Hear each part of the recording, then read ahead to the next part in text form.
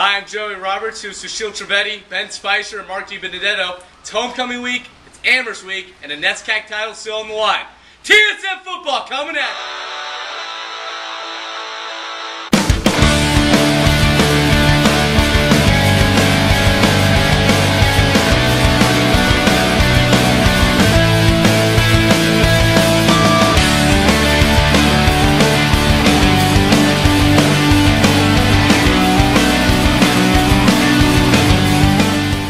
My focus of the game is going to be the time of possession battle. Many have heard the saying, the best defense is a good offense. As great as Trinity's defensive unit has played, there will be no easy task stopping a potent Amherst offense that scored 70 points last week. While I'm confident the Bantam D can mitigate Amherst's passing and rushing attack, they need help from the Bantam offense to keep this game from becoming another shootout. If Trinity can avoid turning the ball over as they have the past couple of weeks, put together long, time-consuming drives to put points on the board, they put themselves in an excellent position to win the game. The more time the Amherst offense is off the field, the less chances they have to score. My key to the game is Trinity's rushing attack. Amherst defense only gives up 2.6 yards per carry and 87 rushing yards per game. On the other side of the ball, Trinity's offense records 4.4 yards per carry and 234 rushing yards per game.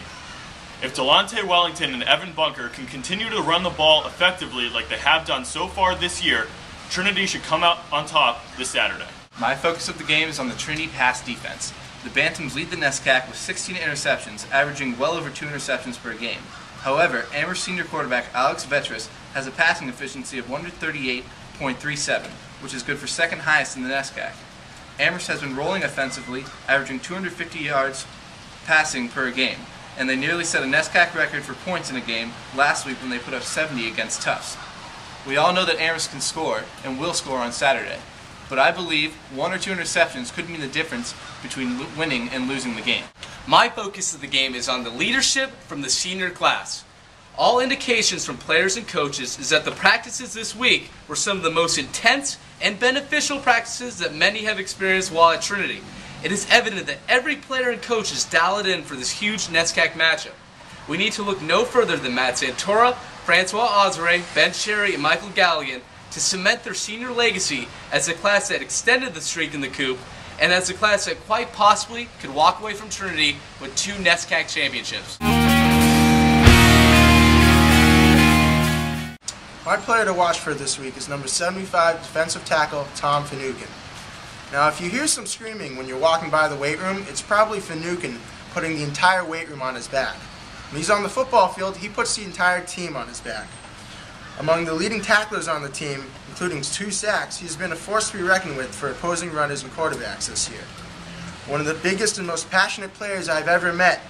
It'll take a strong performance from him and the rest of his fellow linemen to break through a seemingly impenetrable Amherst O-line and put the fear of Finucane in the Amherst offense.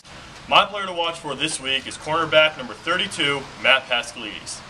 This year, Matt has been very solid through 6 games, recording 12 tackles, 6 pass breakups, 1 interception, and 1 fumble recovery. Matt is so versatile that coach also placed him at nickel cornerback in 3rd down passing situations.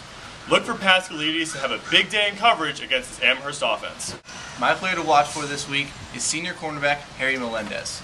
Melendez has been a nightmare for opposing quarterbacks all year long, snatching interceptions as if he were stealing candy from a baby.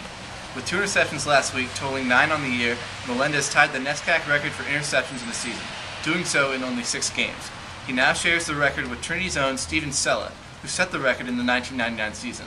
It will be a tough task to break the record this week going up against Amherst senior quarterback Alex Vetris, who has only thrown 1 interception while playing in all 6 games, passing for a total of 14 touchdowns.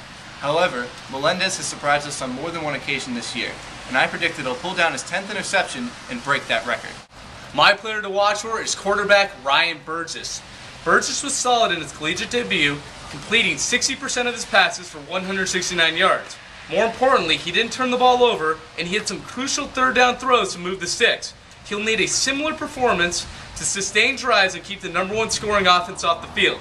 Something to keep in mind, the Bantams are going to go up against a secondary that allowed a New England Division III record 503 passing yards to Tufts last week. If he can play mistake-free football like he did last week, I believe Burgess and the Bantams will end Amherst's 14-game winning streak. Alright fellas, time to pick the end of the game. I think that Evan Bunker has a huge game, Burgess has a great game. Trinity 30, Amherst 21. Sushil? Trinity makes it 39 straight home wins with a win on Saturday, 28-24. I think Amherst's perfect record is going to be no more after this weekend. Trinity 38, Amherst 31. I think Trinity wins a nail-biter, 28-27. Remember to come out to the game at Jesse Miller Field at 1 o'clock on Saturday. Happy homecoming.